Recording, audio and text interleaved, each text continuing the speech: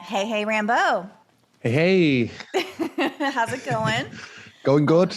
Going good. Nice and Well, sunny here nice and today. sunny over there. I feel Yeah. like since we talked last, the world has kind of fallen apart and pieced itself back together. I know that this news is more over here in the United States, but the Uvalde shooting has just been unfolding in such a strange way over here. Are you guys getting news of the Uvalde shooting? Is it over there? Are you guys hearing about it? It is, but not much. You have to look for it. It's not like front news. I'm only seeing it on Twitter and stuff, to be honest. And when I type into YouTube and have a look at these interviews of these crisis actors, so I've like kind of Parents, keeping up quote with it, unquote, but the parents. yeah, so we're not, it's not being put on us, but that's what makes me, we don't have legal guns over here. That's what I think the agenda is with it. I feel like it's more for the gun laws over there. Yeah. Well, Canada, they have already very, very strict gun laws. And this Uvalde shooting, President Trudeau or Prime Minister Trudeau just announced today there's going to be a crackdown on gun control legislation. And it's like, you guys already have extraordinarily strict gun control up there.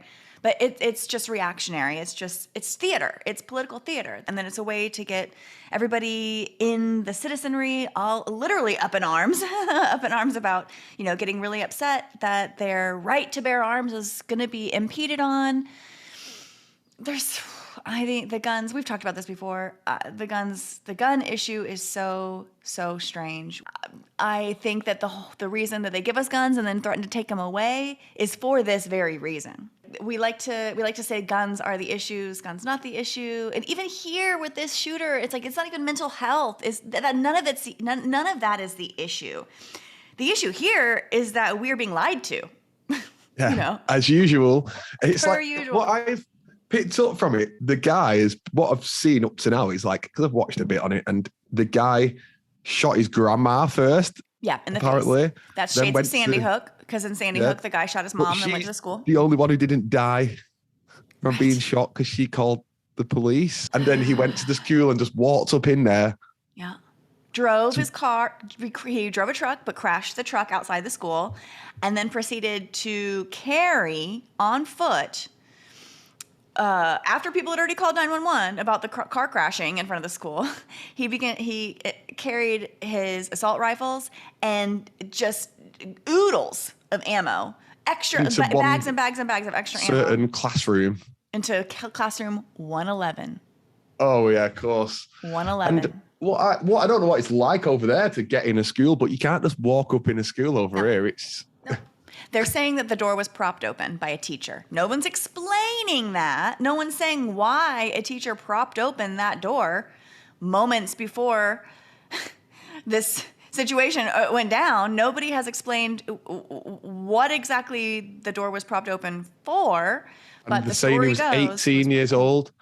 Is he 18 and he was able to buy a gun, but then he can't get served with alcohol? I know. Well, not only was he able to buy a gun, he was able to buy a gun and ammo and at a pretty high price as well. I've seen some estimations based on what they say he was carrying, what they say, both his ammo, his ammunition, and the weapons themselves. I mean, we're talking about $5,000, $6,000 plus US dollars.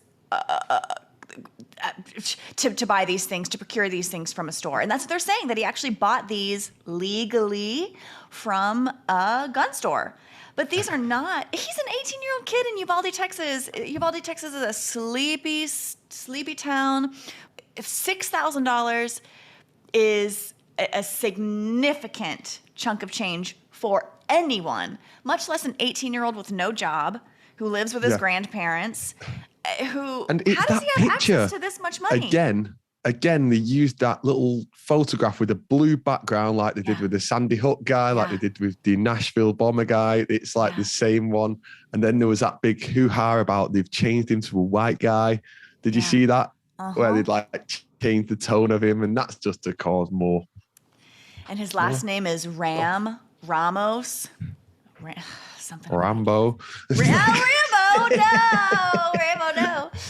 but you're right. The photograph of the assailant, this 18-year-old kid. Oh, and back to the grandparents. He lived with his grandparents, and they interviewed the grandfather on TV. And the granddad didn't know how old he was. He said he was 16. He said he didn't have a driver's license. All these things, it doesn't make sense. All these supposed family members that are like, some of the worst acting I've ever seen this time around, when I'm just looking at a few of the interviews, like a lot of people have posted him on social media, like actor, like I was a bit slow on it there because normally I would be on that look at that acting. And it's like a lot of them, like, is the black and white colours. I'm seeing that on a lot of the people, like even like some of the kids, one of them's actually in a checkered top, like the black and white checkered top. Black and white Masonic checkerboard. There's so many, the symbolism here is so deep, so intense. And like the 19 children and 2 adults dead, so that's 19 and then 11. Like the COVID-19. Yes. That's what I kind of seen. There's always the 19. You know what's weird? This 19, like the other day there was that in the room 111 final, and the player who missed the penalty was number 19 just a week ago, just before this happened.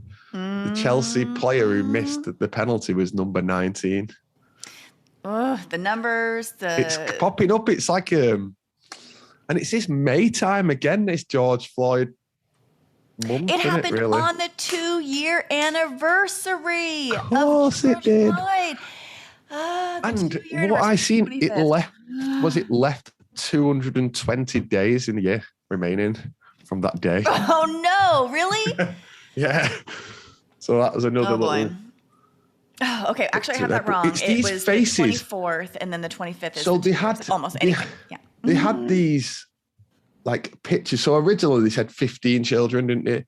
Yeah. When I first looked at it, it's shown like, say, 12 faces, and then the rest of the faces were blanked out like a avatar. Like, did they not know all the victims? They hadn't rendered it yet. They hadn't. The machine hadn't rendered those faces yet. They had to just blank them out. But it's hard not to see that these people, if you've been looking at what we've posted in the past, it's hard not to see these people aren't computer generated people. As soon as you look at them, I just look straight in their eyes and every photo.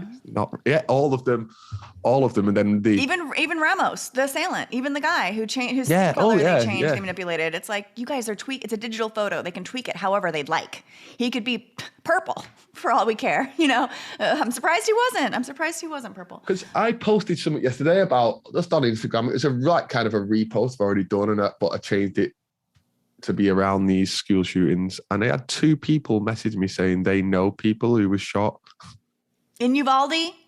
Or in the school? In the school. And these are people on my Instagram who have seen my story saying this is how they get the faces for these school shootings. And then they had 2 people message me saying, well, you're wrong here because I know 2 of these people. Oh my God. It's the same old stuff. Like, I know someone from 9/11, I know someone from COVID, I know someone in Ukraine. Now I know someone in Uvalde. And I know that lottery winner. Know the lottery winner.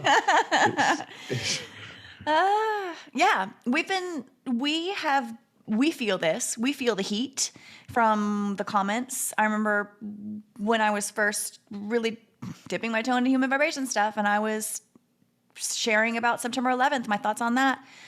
My God, I mean, the thing that really made me go was the number of people saying, telling me their personal story. I know that here's what I know this person.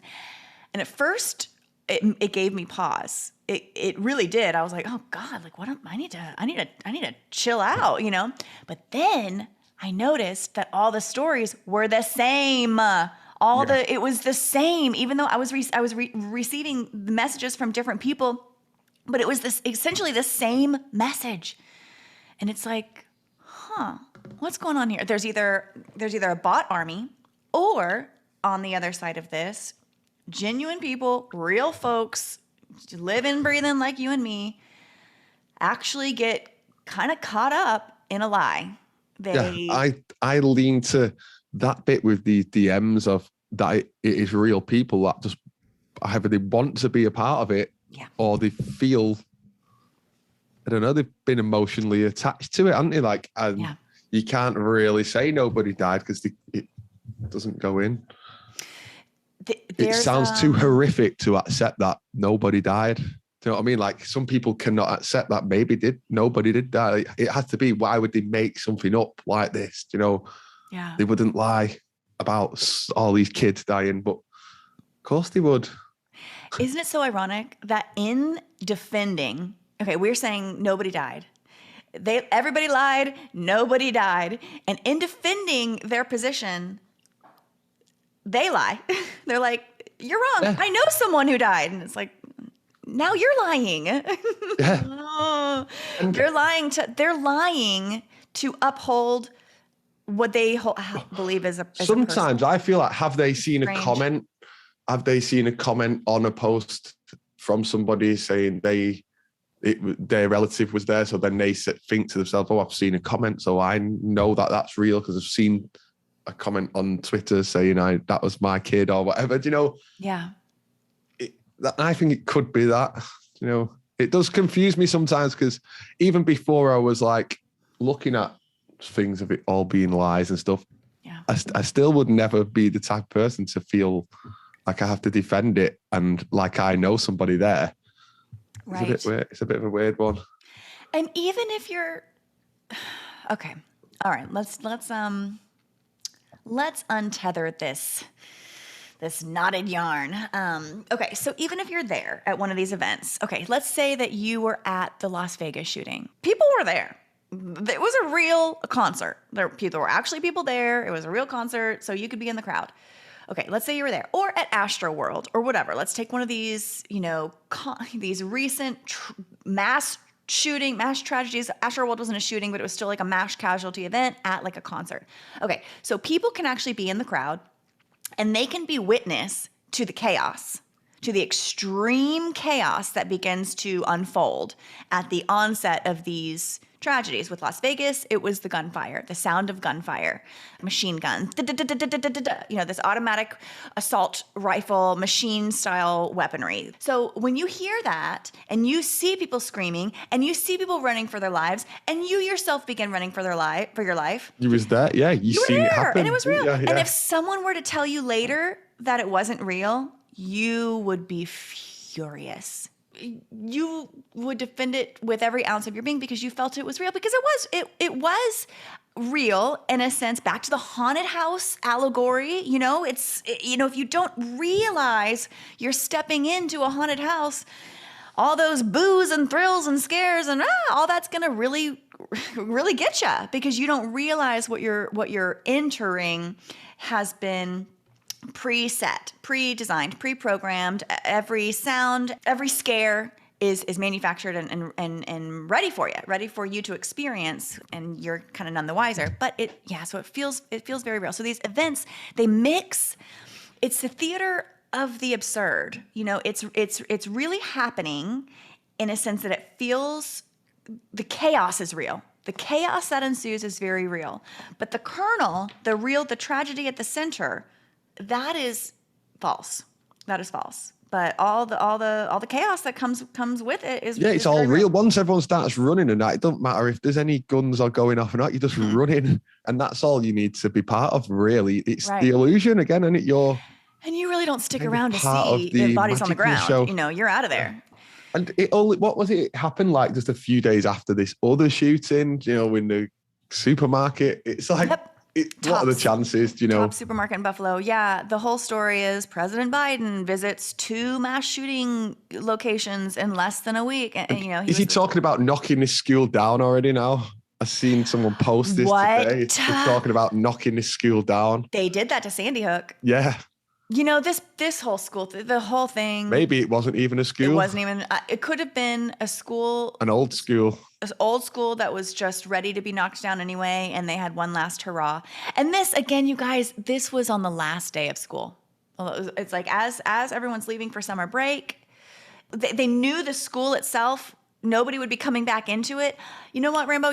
I haven't heard that, but my spidey senses are saying you are right on. It's going to be demoed. Posted the news clip of Biden saying his schools. I think it was a New York Times. I'm not sure, and it said this school's going to be demolished.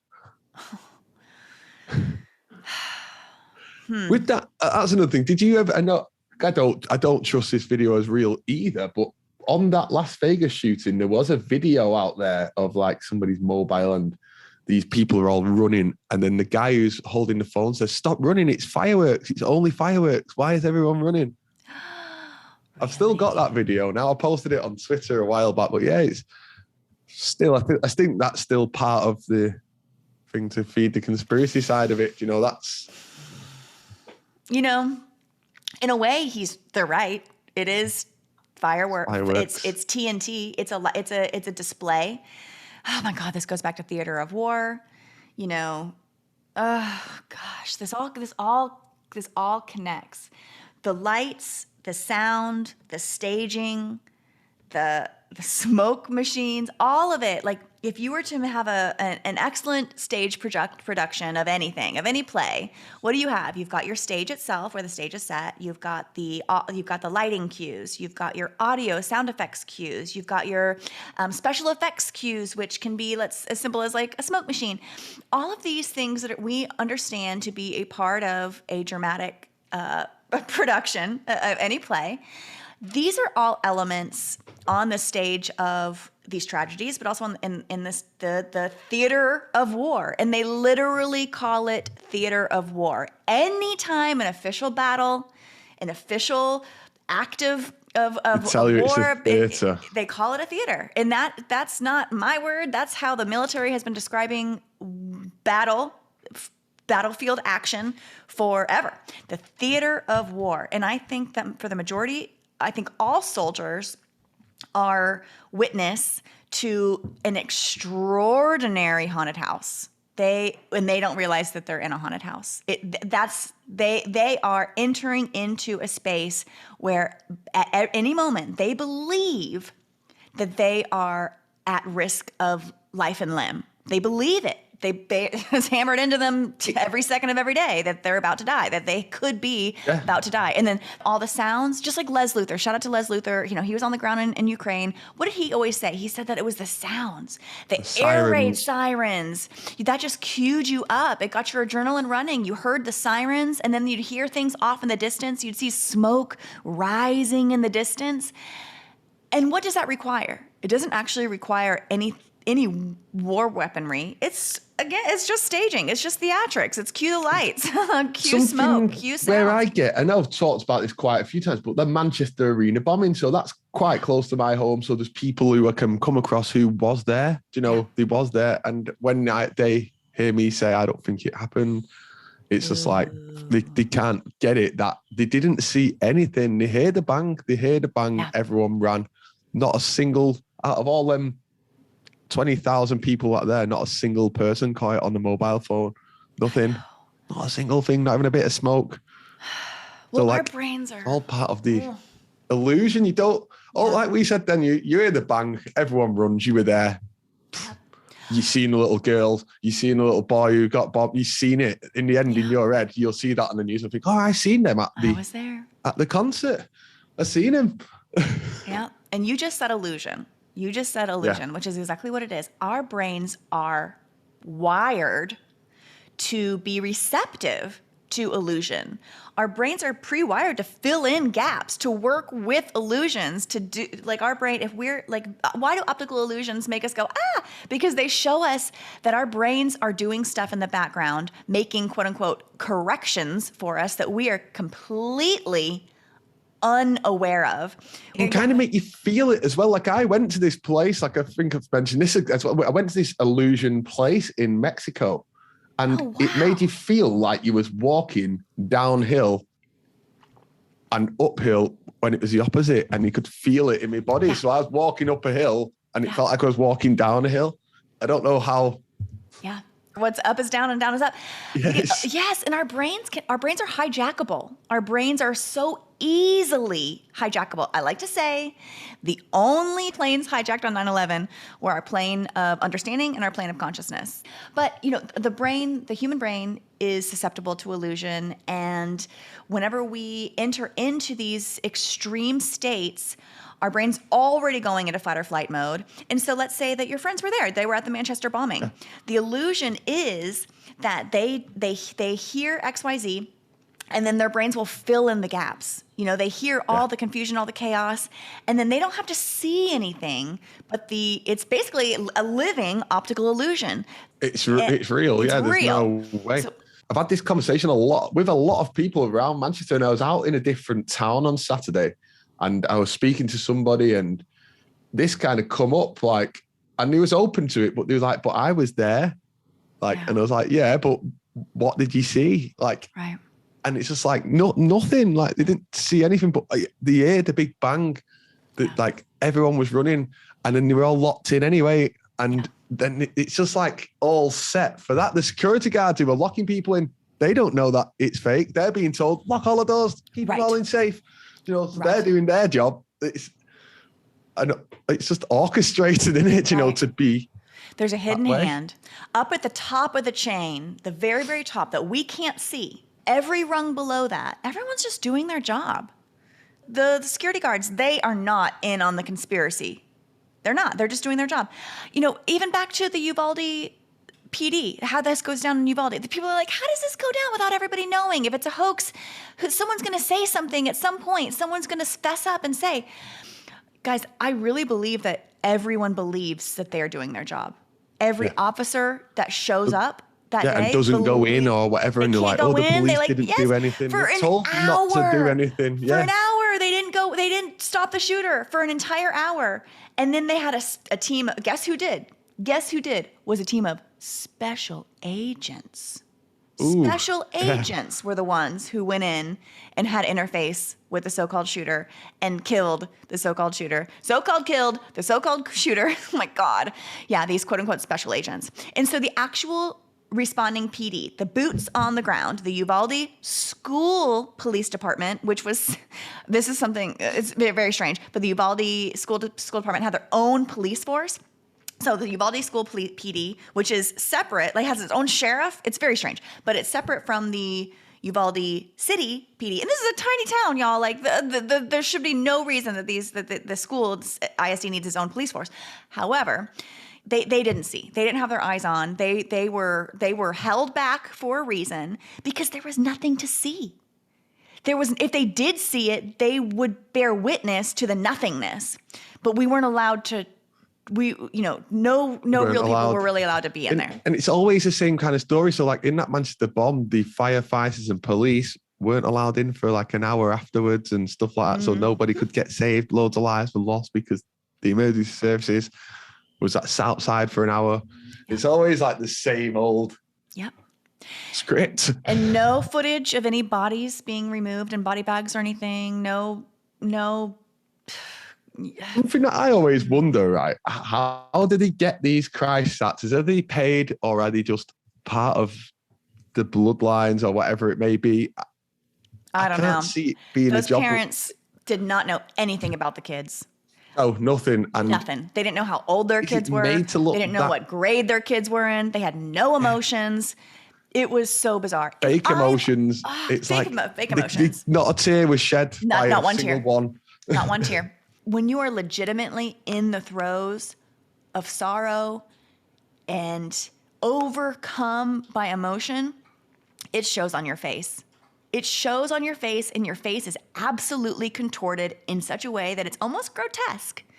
We call it ugly crying. There's a name for it. Everybody knows what that is. Oh, this reminds me of that fucking, pardon my language, that Snapchat filter or that TikTok filter or whatever filter has been going around lately, that sad face filter, where it like contorts the face into like a grotesque sadness, like a face. The face of sadness is extreme. Of real grief and sorrow is almost like a mask that gets put on. It takes over your face.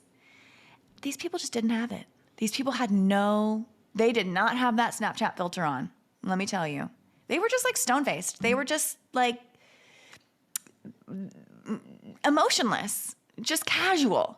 They were casual. Everyone was just casual. And God, this is so many shades of Sandy Hook. I'm bringing up Sandy Hook because it reminds me of the parents. That one instance of Robbie Parker. We've all seen that video where he's being interviewed by the news crews and he's like laughing and cutting up. And then it's like, okay, ready to roll. And he like, clears his throat, turns his laughing face, his smiling, joyous face. All of a sudden he goes into this kind of like serious face. And it's just, he didn't, we were supposed to see this whole thing. We really were supposed to see this whole transition so that one day we would wake up and see how fake it was. But the fact that it's just crisis acting. It's just, these people do not have real emotions about this thing. They can't even fake it. They can't even fake the emotions. And so we get this kind of like tone deaf, emotionless response. If you just put the video on silent and you showed someone else like, hey, what do you think they're talking about? Not one person would say, I bet they're talking about their dead child. Yeah. And I think it's all pre-recorded anyway. And I also think it shows multiple parents and stuff. But what if it's just like 2 or 3 different people playing all the different parents? Oh my God.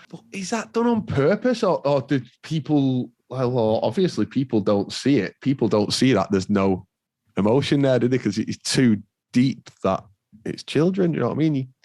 You won't lie about that. I think it's for those who can see to continue to wake up and to continue to see. I think everything is there for us, just like it's always been. Some people can see it and some people can't. It's the same thing. We're looking at the same thing. But again, our brain corrects for us.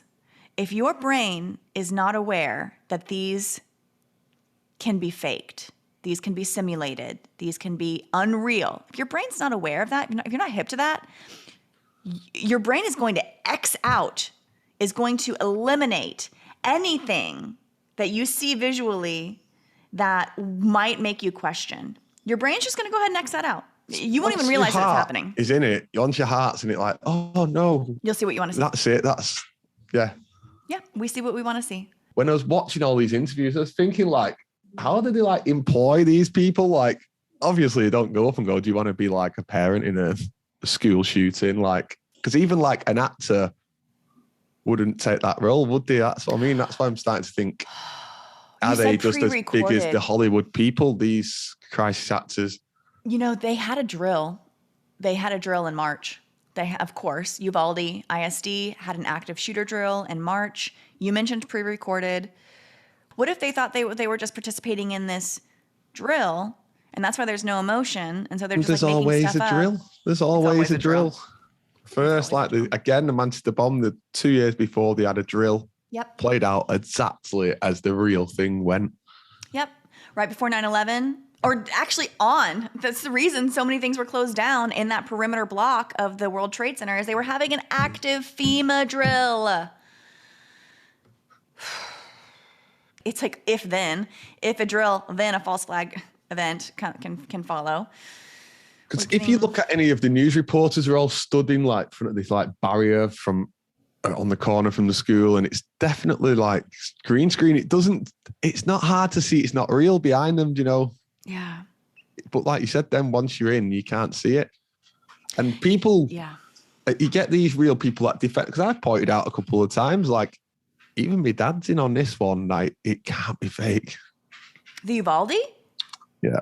He should know by now. No, Rambo Senior. Yeah, he should know by now. And he's kind of like, no. And what's got him is the kid part. He wouldn't lie, but they couldn't lie about this. Lie about everything. I'm sick of telling him. He's all right with some of it being fake, but certain things get him. That gets him. The Manchester bomb, that gets him again. It's like all these people. It's just round the corner. There's a shop with the name of the guy, one of the guys who died just round the corner from us, and go and tell his dad that it's not real. It's not his dad. Mm-mm. Not his dad. It's just the name of a shop. It's like oh my God. What's the purpose of all this?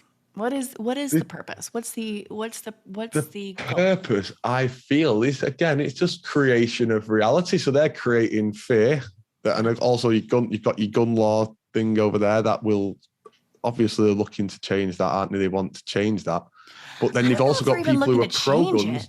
I think they're just looking to fuck with our heads. They just Yeah. know that it's going to whip us into a frenzy. And so if they Yeah. say anything about gun laws, no matter what it is, we'll just be polarized again. Tighten security on everything as usual. So it'll be more ID, more whatever it may be, QR codes to get in places. But it also has the people who are like pro-gun, I need a gun and stuff, think that they want to take them away from them so they can attack them.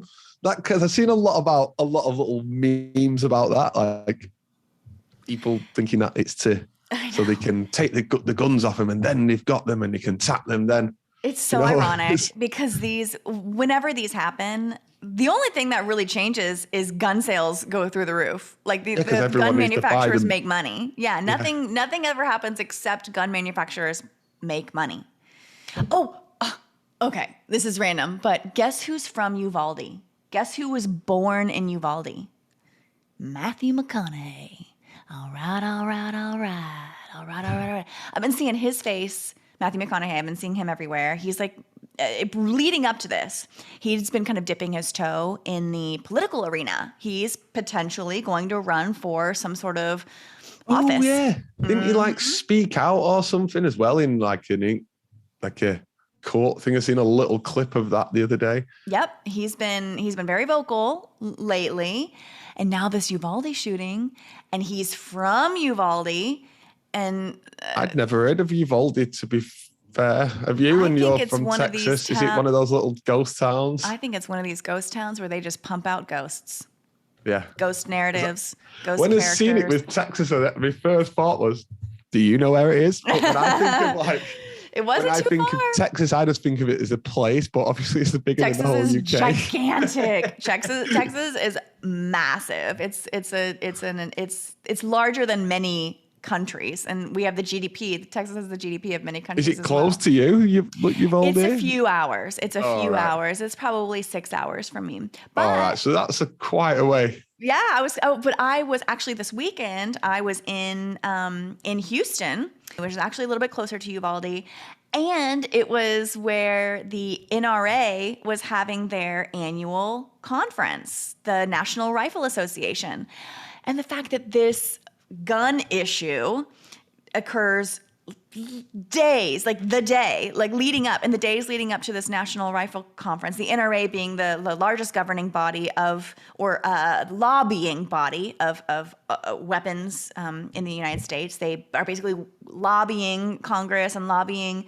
the decision makers, and they have tons of money, just tons of money. Anyway, they want to keep guns in the hands of every American, per the Second Amendment, which is the right to bear arms, even though that's super vague. And the time when it was written, I don't even know if history really goes back that far, but I think it's intentionally vague. And anyway, Biden keeps saying something about how, well, you couldn't get a cannon back when it was written, so you shouldn't be able to get an assault rifle. I don't know. He doesn't make nothing that comes out of Biden's mouth makes any sense these days, but I think that's the point. But we talked about why this is just guns are a really polarizing issue, especially for Americans, because it's number 2 of our constitutional amendment rights. It's like the Second Amendment is the right to bear arms, is the right to protect yourself against, it's really against the government, the right to bear arms against an unruly, unconstitutional government body. So it's kind of ironic, but I don't really think we need guns. I don't think we need... What is the point other than to kill? There's no... Yeah. That's it. Like you said before, it's not the gun, it's the person. Yeah, and I think it's the mindset. I think it's the mindset that's problematic. I think the mindset that we need guns to protect ourselves against this dangerous world is problematic, because the reason people think they need to be protected is because of all these school shootings and stuff, which aren't real. So we'll see this event on TV. We'll see, school shooting X takes place, and many normal minds, just regular old rational folks who maybe don't have guns or something, will see that and go, you know what? I need a gun. I need a gun. Everyone else has got one. Everyone else has got one. I need one. And so we just get more and more armed with these devices, that just having the device, having the gun, keeps you in this mindset that you need it and that you'll one day need to use it, and that you'll be glad you have it, and it just kind of creates a self-fulfilling prophecy, I think. And I don't know, you're ready to use it if you've had it you're ready to, if you've got one, then you're going to be ready And to. maybe you ready manifest to use it. scenarios where you need it, you know? Yeah. Yeah, guns scare me. I don't like to. I've held gun. I mean, I grew up going to my grandparents' lake house and used to shoot a BB gun and would shoot tin cans, and that was fun. You know, that was fun. But later in life, I was at a friend had a ranch, and they had a bunch of guns, and they were practicing with like handguns and rifles and all sorts of stuff. And I held a handgun in my hand, and from this, I just felt it. I felt like the heaviness and the coldness of the metal, and so like a sick feeling came over me, and I was like, I'm not just supposed to have this in my hand. And I handed it to somebody else, you know. I don't know how to hold a gun either, so I accidentally like pointed it. I was like, I don't want to hold this. And they were like, everybody, you should have seen it. Oh my God, you should have seen it. I turned around and I was like, and I had it in my hand. I was pointing at everyone, like everyone ducked. And I was like, oh my God, what happened? And they were like, you're not supposed to put the gun down. And I was like, ah. So so that was, I kind of scared myself straight. I'm not supposed to hold a gun. There's not supposed to be a firearm in my hand. Although I do have this feeling that I'm meant to learn some sort of, I really want to take up archery. I've had this thought in my head. That's a new hobby of mine. I'm going to get back into swimming, and I want to take up archery. I'm like preparing for some triathlon or that I don't know that I need to do, or decathlon or whatever. For a few miles and jump out, start shooting. Start bowing. Yeah, I'm preparing for my own army assault of some sort. So I've done archery a couple of times. It's like as a day trip, and I've also done like the clay pigeon. Sniper or clay pigeon. Yeah, I've done that. They call that what do they call that? I can't remember, but yeah, there's a word for that. The clays shooting up. But we're it's a kind of bit different over here for guns and stuff. So you don't like, obviously they're not sold in shops or anything. So right. So if someone has a weapon, where you are, it's been procured illegally, and they have to get, and you can't buy ammo or anything, so you have to procure your ammo illegally as well. There's probably just this black market. It's actually probably really easy, honestly, to get one if you really wanted to. Oh, yeah. If you wanted to, yeah. Which is how it's designed. Anybody who wants anything can get it, you know? That's it, yeah. It's done on purpose, isn't it? You know? But it requires your consent. Even if you get caught with a bullet, if you got caught with one bullet over you get 5 years. In jail? Yeah. Oh, my God. Off a bullet. Like, you know, yeah. Do you know anybody that's gotten the clink for the gun sales or? Oh yeah. And I also know someone who's actually found one. Found one in the bushes. Yeah, in the bushes with the bullets and stuff. And then obviously they rang the police, because they're not the type to like keep it. They rang the police and stuff, and that's it, you know. But you know what? That reminds me. What if the police kept it there? Like the police want people to. Seen as a thing around here. People carry them at all. I think it's American gangster movies, you know, kind of like spread it over here, to be honest, you know, like that's kind of what, speaking to people that kind of deal with that kind of stuff, it's kind of like they feel like that makes them gangster, you know? Oh man, after the Scarface movie, even after the Rambo movie, speaking of Rambo, you know, his machine, yeah, of course. They make it look dead cool, don't they? Like, they make it look so cool. And then like, you're right, all the gangster movies. So like the kids are like holding their like toy guns off, like, you know, turned to the side, like those assassination style rappers. Yeah, and exactly. You've got rappers, but I do feel like that plays a big part with that, whether people believe it or not. Of course it does, because a lot of people look up to these Tupacs and stuff like that, you know. Mm-hmm. Ooh, and I live in Dallas, which is, you know, has its wealthy parts and its poor parts. Every town has it, and in Dallas it seems to be like hyper, like extremely wealthy and extremely poor. And I live kind of like, I live in the hood. I live in the old part of near me. I'm adjacent to some nice stuff, but I kind of live in the hood. And I hear pop, pop, pop, pop, pop. I hear gunshots a lot, and then I also hear sirens a lot. And I actually kind of wonder. I was like, I kind of wonder if the sirens are actually legitimate, because I think that sometimes the patrol cops just drive around with their sirens on. I think that the ambulances sometimes just blare the sirens and just go. And I think because the same thing happened Your drill. The same thing happened during Corona. When you would just hear sirens constantly, and they were the ambulance sirens, and you would think in your head, and you would just think that's someone being taken to the hospital because they're dying of Corona. It's just sirens all the time. On the sirens, street, didn't see one. Didn't see a single ambulance. But talking about that, how's monkeypox going? It's going up and up and up.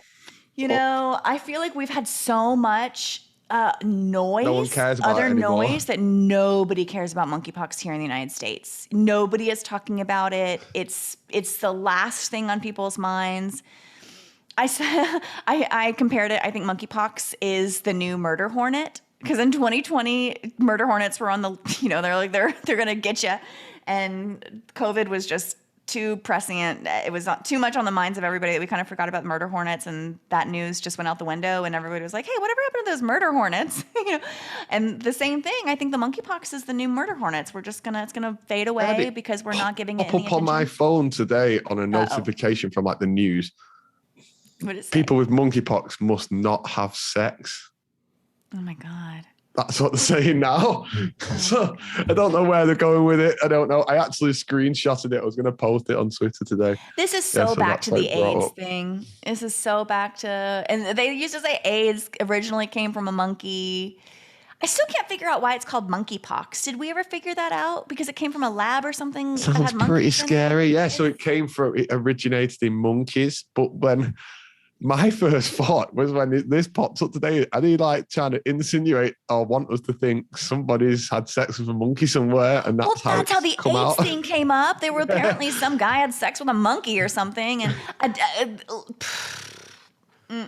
I was going to try and have a laugh with it today, but I've written it in my notes. I might post that today. Well, we are so full up with other narratives right now.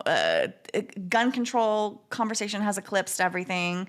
Of course, the Uvalde shooting is still, although because the details are so strange, and even normies are beginning, like the New York Times wrote this whole article about how the police timeline changed 11 times. Like, isn't that a red flag, y'all? 11. Oh, I know, but guys, come on. Can't you see that something's not quite right with this? And he was in 111, was he? So. Yeah, classroom 111. It actually happened, this is the story goes, it happened at these classrooms, classroom 111 and 112, that are like conjoined by a middle room.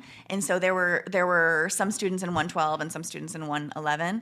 But I was like, they had to sneak that 111. It was all different ages.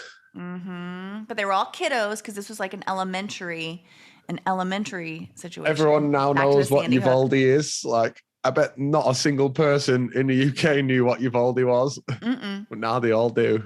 And they have relatives there.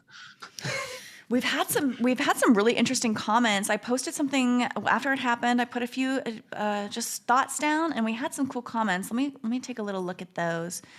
Okay, we had someone post some Facebook links, and one of those links goes to the active shooter training that was conducted at March, which I think, that's very eye-opening. Mies Therese said, Uvalde reads a bit like Unveiled. Uvalde sounds like Unveiled. And shout out to actually the person who posted the Facebook link is Phase Polarizer. They're a new edition. I think my spidey sense tells me we had a couple of new people jump over from the John LeBon JLB Discord. John LeBon, shout out. He also joined recently. John LeBon. I've seen that. Shout out John LeBon. And he shared us on his videos while I was asleep. John LeBon, for anybody in our community that is not aware, he is OG. Before me and Rambo were even sniffing around any of these, before we even knew to think about this stuff, John LeBon was slashing hoaxes left and right. He was onto this fakery way earlier than we were. He's an OG in this community. Definitely opened my eyes. So to have some people from that community coming over here it's like, wow, we're growing over here. Thanks, guys. So welcome. Valde, Leo had mentioned, Valde means very much or intensely in Latin. Thanks, Leo. Mariah had said that Uvalde kind of just like iPhone. It's like Uvalde, and then Valde kind of sounds like vault. So it's like a place where things are kept hidden. I don't know. There's just with the words. A weird name, and it's one of them. They're always in like these weird towns. The school's name is Rob Elementary, like to rob your mind. Just the name, and Uvalde also looks like invalid or unvalid. Ugh. Yeah, it's usually in the names. It's usually so clear, all the main details. And that's really what I've been doing with this story is I've been, looking at all the major news outlets over the past week or so and seeing which of these major details filter through, which of these details fall off and which of them really stick. And then what is it about these details that is significant? Because if it's made it a week and it's still being a detail of this official, quote unquote, official narrative, there's might be something about it that's Is it still important. very active over there? Like the news on it? Is it still? I forgot to finish my thoughts. I got a little. It's dying off because the details are so sketch that I think the mainstream is like, guys, they're getting wise. They're getting wise. We got to back off. Let's get something else. Let's get something else in the narrative. Quick. Monkey Pox. Well, yeah, they've got quick Monkey Pox, and then they've got Queen's Jubilee. Queen's Jubilee. I wonder if you mention it over there much. It's definitely on. Yeah, the Queen's Jubilee is definitely coming. We are getting a lot of the news. So we've got 2 days off. Everything's closed Thursday and Friday here. So it's like a long weekend for everyone. Thursday, Friday, Saturday, Sunday you get this week.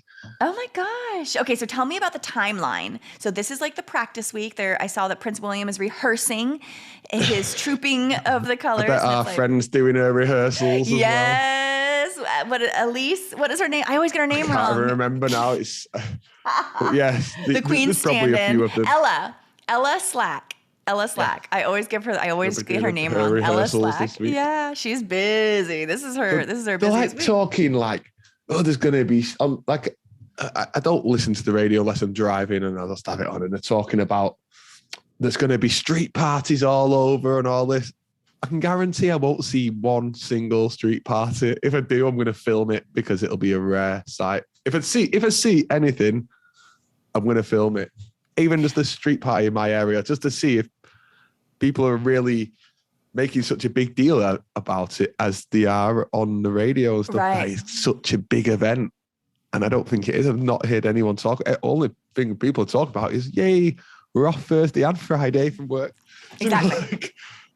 Exactly. And right, I don't think that there's going to be any real celebration. I don't think anybody really care. They're going to make it seem like everyone's in the center, and they're going to get the center zone, that what is called Zone 1. Where the palace is, the center of London.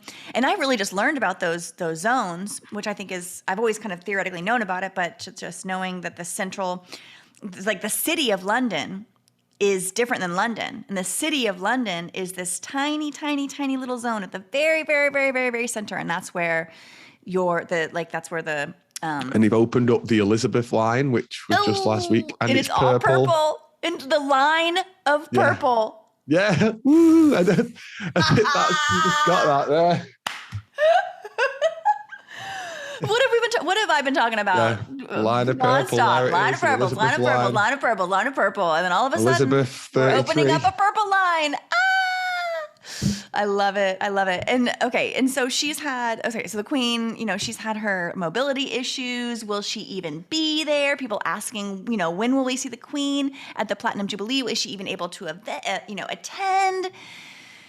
So it has not been announced if she will attend, how she will attend, what she will do.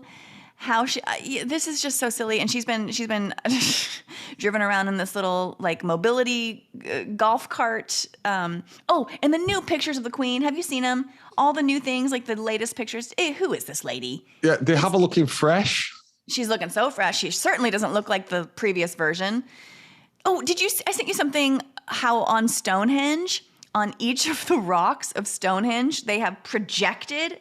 Like a light-based projection. They have projected the Queen in all of her stages of life. So each stone of Stonehenge is being is like a movie projector. Is like the face of the movie. So each stone has an image of the Queen, and each you can tell it's a different person on each stone. They have literally replaced the Queen at every phase, stage of her life, just like in the show The Crown on Netflix, which is known for each season. They swap out every actor to play the next stage of the Queen's life or of Prince Philip's life or Need of to watch whatever. that.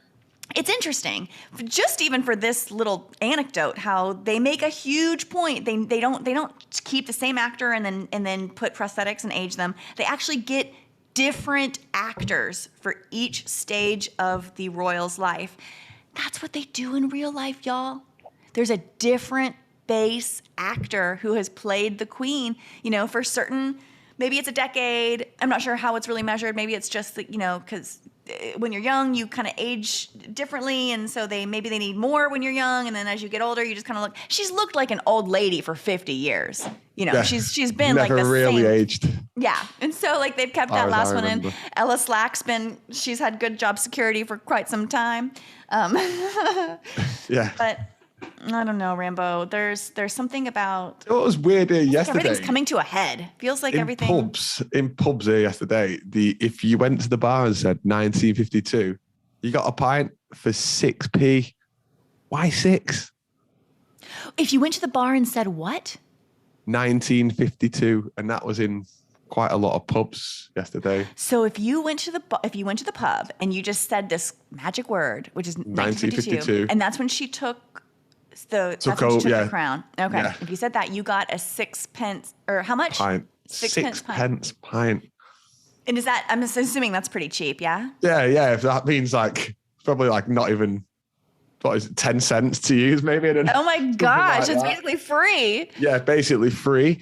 And could you only have one? Or is this you going could on only all have week? one. You could only have one, but you could go to multiple pubs Ooh. and use that code. Do you know? And is it just yesterday or is it happening? Yeah, it's just yesterday.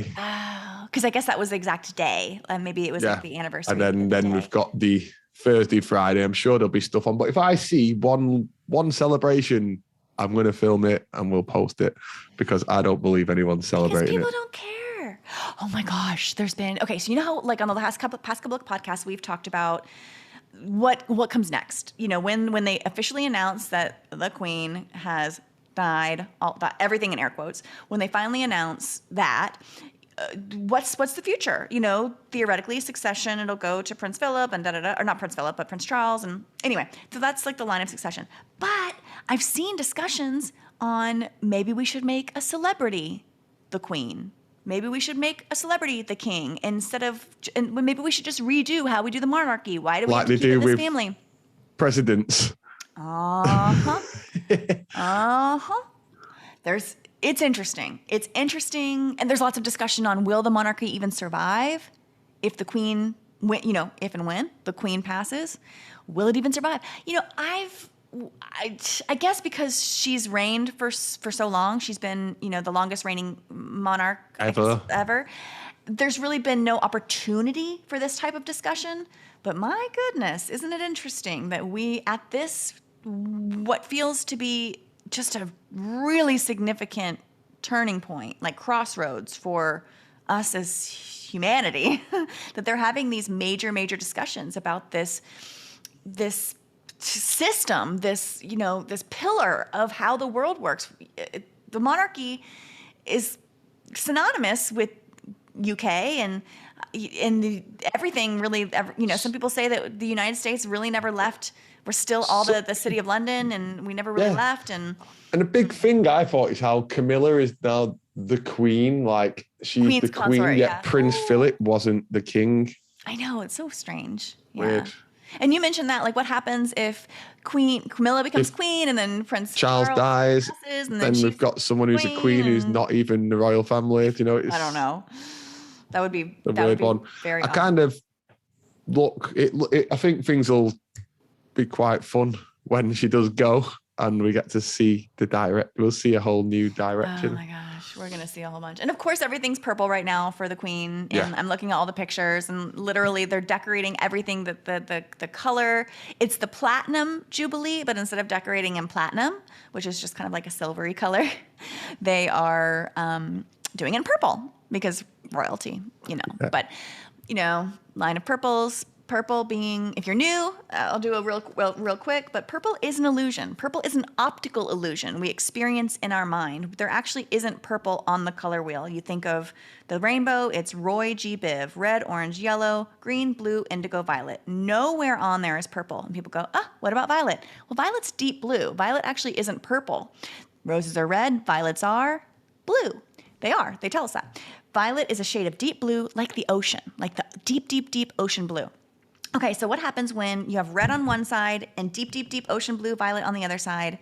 When the visible light spectrum in 2D space, when that wraps around itself in 3D space, so 2D light spectrum into 3D space, when polar opposites, red on one side and violet, blue on the other side, those will conjoin. Those will join in 3D space. So they don't actually conjoin. They almost do. Kind of like magnets when you try to put magnets together, but you can't, they're like strong. You can't get them together, but you feel this like this barrier, this boundary, this energetic property in between those magnets, even though you can't quite get them together. You know, you feel there's an energy in between, and that is called the line of purples. There's actually a boundary that's created when you wrap the blue on one side and red on the other. You wrap that around, you get purples. You get a boundary called the line of purples, and that includes purple, everything from reddish purple to bluish purple, and in the very center being hot pink, being magenta. Magenta is in the absolute center of the line of purples. And this is a real thing. This is a real, just look it up, line of purples in 3D color space. It's basically how purple is created.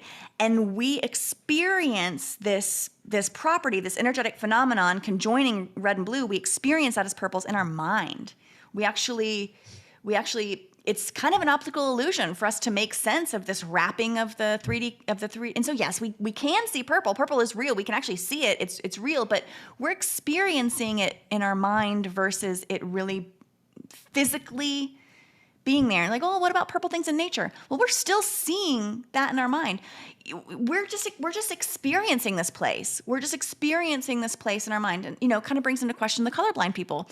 Many versions of colorblindness can't see purple. They just can't see it. They get a like shade of gray. They just get various shades of gray instead of magenta, purples. That's one of the main types of colorblindness. They just can't see it. And so some brains won't even play ball. Like those little things you sent me a while back. It's like a trainer, and you can see it as two different colors. The pink shoe or the green shoe. Yeah. Some people see. It kind of goes back to the blue dress, gold dress thing, and the Laurel Yanny. We all experience this world differently. We do. Our brains are wired in different ways. They're programmed and conditioned in certain ways that we will be given an X input, and our brain will experience that as whatever. We may not experience it as X. We may experience it as Y because our brain's doing some work in the background that we're not even aware of. We don't even know that our brains are doing this stuff. And then we just like that shoe. Like I looked at it was green, and then I look away, look back, it's pink. Then I look away again, it's green again. I'm gonna post that. I'm gonna post the green shoe, pink shoe with this. That was one of my first. That's one of my first big ones. That's when I was coming on to pink being an illusion, and it's like, well, how can I experience this in my real life? Like what? And then just out of nowhere, that pink shoe, green shoe phenomenon came on board, of course. And so anyway, I'll post that. It wasn't as big as the blue dress, green dress, but it did go viral a little bit. But yeah, you can see in real time. You can experience in real time your brain changing, your perception of what you're seeing changing. Because we don't really see with our eyes. We actually just receive light into our eyes, but they're not tools in the way, they're light receivers.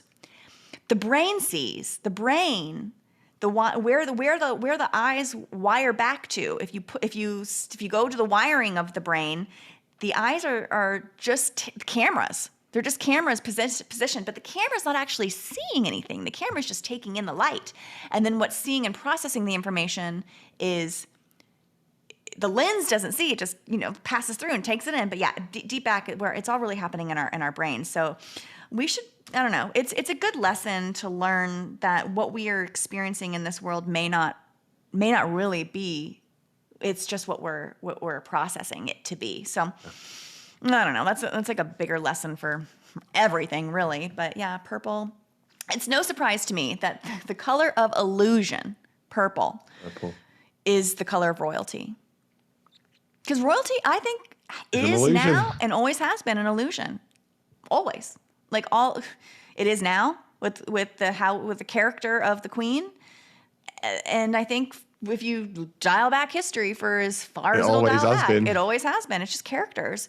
At a certain point, they're historical characters. They only really exist in history books. They never actually lived, breathed, or walked the earth as anything. And then now, it's living, breathing characters. The queen, she's not actually a real person. She's played. Our theory is that she's played by a series of base actors over a lifetime, but it's still an entity you can point to, and it's for lack of a better term, we'll just call it a living, breathing character. But we're experiencing that today, and it's really no different than the cartoons that we see of old kings and queens in our history books. It's just the cartoon has now been given a form, and we can experience that form through our screens. Yeah. Yeah. And then, for the public, we never get close enough to really see. We never get close enough to really see if that old lady is the queen or it's just an old lady who's dressed up like the queen. Ella Slack doing her best queen. We can't get close enough. And what we see through our screens, what we see on TV, what we see get projected on all these things, it's not actually real. It goes back to 9/11. What we saw through our TV screens was not actually representative of what happened in real life. It's manipulation of light through the airwaves. And, oh, man. Definitely something to keep we'll keep our eye on. Maybe we'll do a special Jubilee episode. That would be fun. Yeah. Let's do a special Jubilee episode. Yeah. God save the queen. I'm going to definitely look out for something going on like that, because, like I said, I don't believe it. Wouldn't it be so looshy if some event were to happen in the Jubilee? Well, Les kind of sees this coming. Yeah. Les, we're going to shout out to Les Luther for this pre-theory. We're going to keep our eye on what happens around the Jubilee, during the Jubilee. I have a feeling this is like prime. All eyes are. They love to do things when all eyes are on. When they've got our focused attention. Focused human attention is the most precious resource, precious energetic source on this planet, and they sure love to focus all of our attention on one thing all at the same time for a reason. And so all eyes are on the Jubilee. Oh, and then the whole Meghan and Harry thing. God, you guys, I love talking about. These are all characters, but it kind of turns on this like gossipy side of me that I don't like that I have. But Meghan Markle, of course, visited Uvalde. Of course, she had to make. Right. I didn't know that. Isn't that so bizarre? Like, there really wasn't a bunch of celebrities on the ground in Uvalde, but all of a sudden, out of nowhere, Meghan Markle shows up and pays her respects, and then immediately gets on the plane, I guess. This isn't real. I'm just talking about the theoretic stage of events.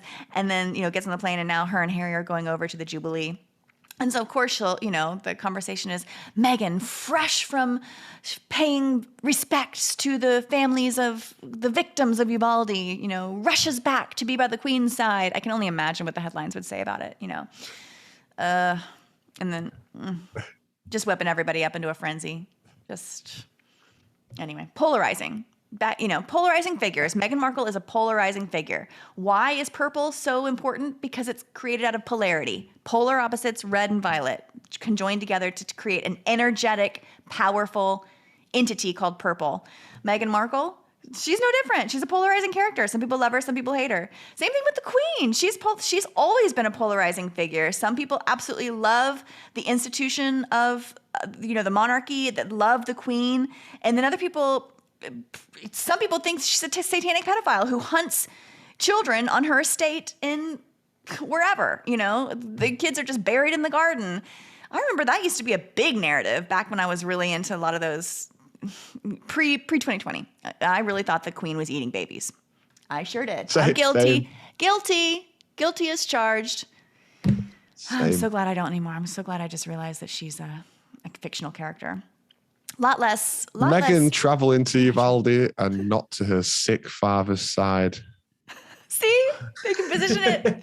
See, it's polarizing. Even the act of being there is polarizing because now the narrative is her dad had a stroke or something, and he can't. Anyway, Meghan Markle. Enough of you today. Right. Yeah. Well, this is a good one. We've got a lot to keep our eyes out on. Queen celebration coming up. So Jubilee. Everybody get your Juby hats on, and we'll do a God Save the Queen episode here soon. So, all right, everybody, we'll talk soon. Take care.